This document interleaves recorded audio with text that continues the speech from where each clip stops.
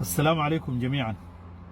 والله يا جماعة يعني زمان قديما قالوا حديث غيرك ورغراغ بطنك بقلبك.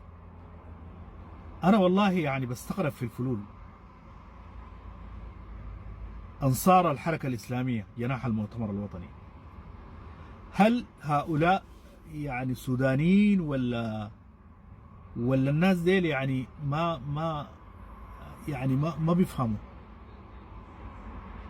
دلوقتي طيران الجيش ده شن غارات على مدينة كبكابية باستمرار، مستهدفا البنية التحتية مع كل أسف من مستشفيات ومستوصفات، وخلف دمار وقتل النساء والأطفال.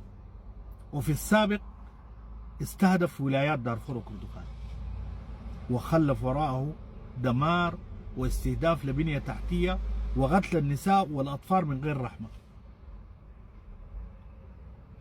أنا عاوز يعني محتار إنه في الهدف شنو من هذه الأعمال كلها. أنا في تقديري الهدف عاوزين يقصلوا السودان ده ويكوه، ويقولوا للشعب السوداني ولا نحن نحكمكم بقوة السلاح والدمار، ولا ندمر البنية التحتية وندمر الشعب السوداني.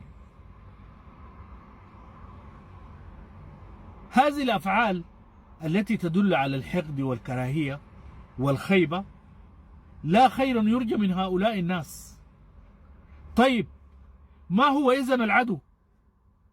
أنا عاوز الشعب السوداني يفهم. إذن العدو الفلول وأنصار الحركة الإسلامية جناح المؤتمر الوطني الإرهابي الداعشي، هذا هو العدو بتجربة الحرب. الآن الحرب دي لها أكثر من سنة،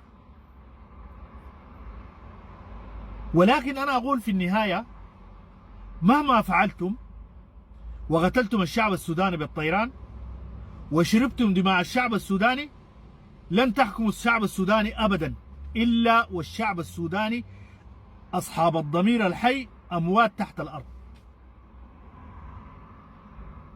ولكن وصيتي لهشاوس الدعم السريع، طق نظيف، وحسبنا الله ونعم الوكيل، وحسبنا الله ونعم الوكيل فيكم. والسلام عليكم ورحمة الله.